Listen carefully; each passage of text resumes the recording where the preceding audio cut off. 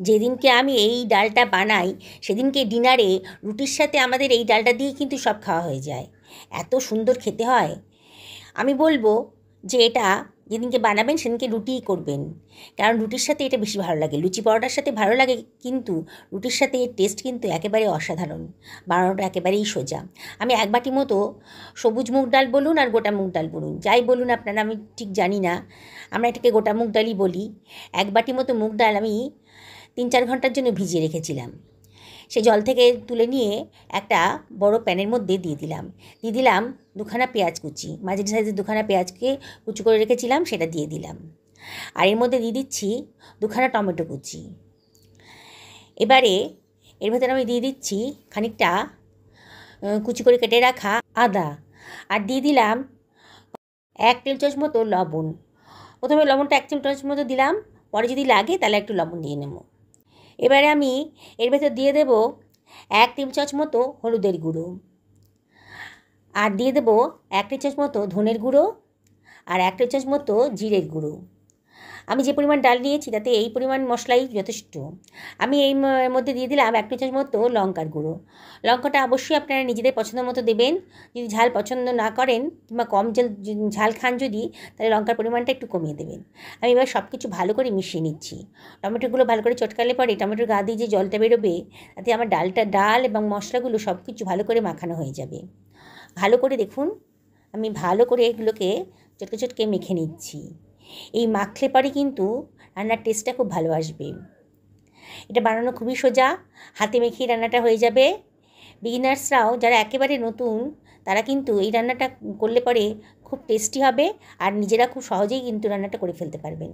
আমি 2 টেবিল চামচ মতো সাদা তেল এখানে দিয়ে দিচ্ছি, দিয়ে আবারও সব কিছু ভালো করে মাখিয়ে নিচ্ছি। দেখুন কত সোজা রান্নাটা, আর এর টেস্টটাও কিন্তু সত্যি দুর্ধর্ষ। সব কিছু ভালো করে আমি মাখিয়ে নিচ্ছি। মিনিট 5-6 ধরে কিন্তু এটা ভালো করে মাখিয়ে নিতে হবে। সব কিছু ভালো করে মাখানো হয়ে গেছে। এবারে আমি এর ভেতর দিয়ে দেব 1 বাটি মতো উষ্ণ গরম জল। উষ্ণ গরম জল দিলে পরে ডালটা কিন্তু খুব নরমভাবে সেদ্ধ হয়ে যায়। যে কোনো ডাল রান্নাতেই আপনারা চেষ্টা করবেন একটু উষ্ণ গরম জল দিতে। সব কিছু ভালো করে মিশিয়ে নিচ্ছি। এমন পরিমাণ জল দিতে হবে যাতে ডালগুলো পুরো ডুবে যায়।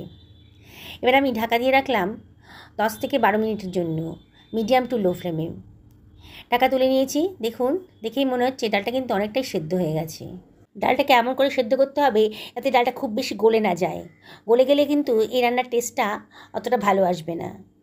তাই একটু মাঝারি মতন করে আমি সেদ্ধ করে নিচ্ছি। আমি সব কিছু ভালো করে মিশিয়ে নিচ্ছি।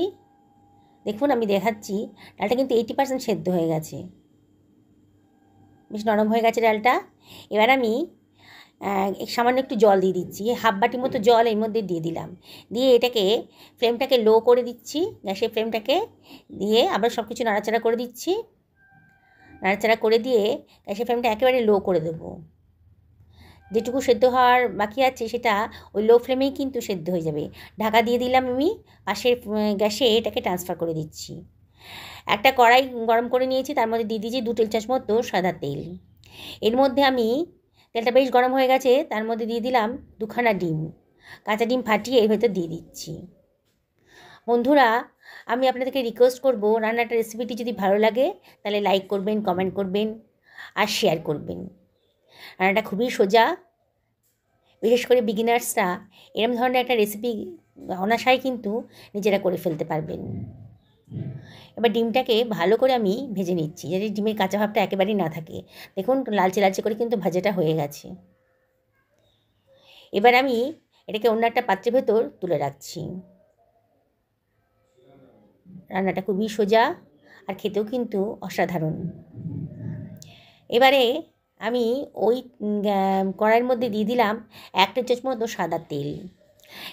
এখন গ্যাসের ফ্লেমটাকে একেবারে লো করে দিয়েছি। এর মধ্যে দিয়ে দিলাম 1/2 টেবিল চামচ মতো মেথি দানা। মেথি দানাটাকে এবার আমি কয়েক সেকেন্ডের জন্য ফ্রাই করে নেব। এই মেথি দানা দিলে পরে রান্নাতে কিন্তু দারুণ সুন্দর একটা ফ্লেভার আসে।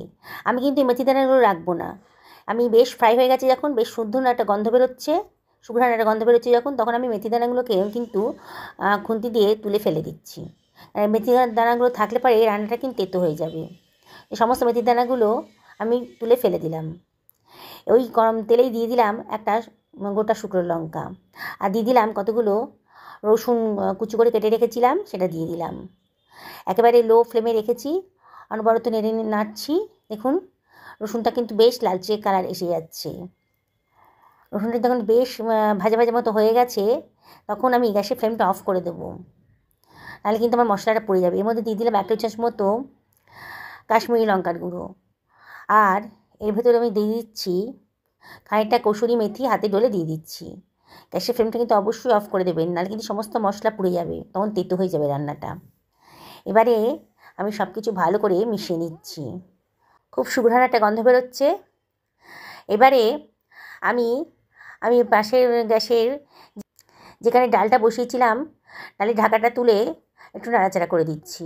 এবারে আমি এই তরকাটা আমি ডালের ভেতর দিয়ে দিলাম। দেখুন খুব সুন্দর একটা গন্ধ বেরোচ্ছে। আপনারা চেষ্টা করবেন এইভাবে তরকারিটা বানানোর।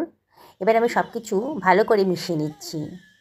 বন্ধুরা, যারা আজকে আমার চ্যানেলে প্রথম দিন, তাদেরকে আমি রিকোয়েস্ট করব, যদি আপনারা ইউটিউব থেকে দেখেন তাহলে আমার চ্যানেলটাকে সাবস্ক্রাইব করবেন, আর যদি ফেসবুক থেকে দেখেন তাহলে আমার পেজটা ফলো করার জন্য রিকোয়েস্ট করব। আমি 1 প্যাকেট মতো তরকা মশলা এর মধ্যে দিয়ে দিলাম, আর দিয়ে দিলাম ডিমের ভুজিয়াটা। তরকা মশলা আপনারা যে কোনো মুদিখানার দোকানে আপনি কিনতে পাবেন, ছোটো ছোটো পাউচে বিক্রি হয়। ওটা দিলে পরে কিন্তু রান্নার টেস্টটা অনেক গুণ বেড়ে যায়। আর না থাকলেও আপনারা যে কোনো নুডলসের মশলাও এখানের মধ্যে দিতে পারেন, কিংবা কিচেন কিং মশলাও দিলেও কিন্তু টেস্টটা খুব সুন্দর আসে। এবার 2 মিনিট মতো ফুটিয়ে নিলাম ঢাকা দিয়ে। দেখুন আমার রান্নাটা কিন্তু একেবারে রেডি হয়ে গেছে। কালারটাও কিন্তু দারুণ সুন্দর এসেছে, আর গন্ধ সেটা যখন করবেন আপনারা নিজেরাই বুঝতে পারবেন গন্ধটা কত সুন্দর বেরোচ্ছে। এর সঙ্গে রুটি দিয়ে খেতে অসাধারণ লাগবে। আমি আপনাদেরকে আবারও রিকোয়েস্ট করব, আপনারা অবশ্যই একদিন বানান আর কমেন্ট করে জানাবেন যে এই সহজ ডালের রেসিপিটা আপনাদের কেমন লাগলো। বন্ধুরা, আজকে তাহলে এই পর্যন্তই থাক।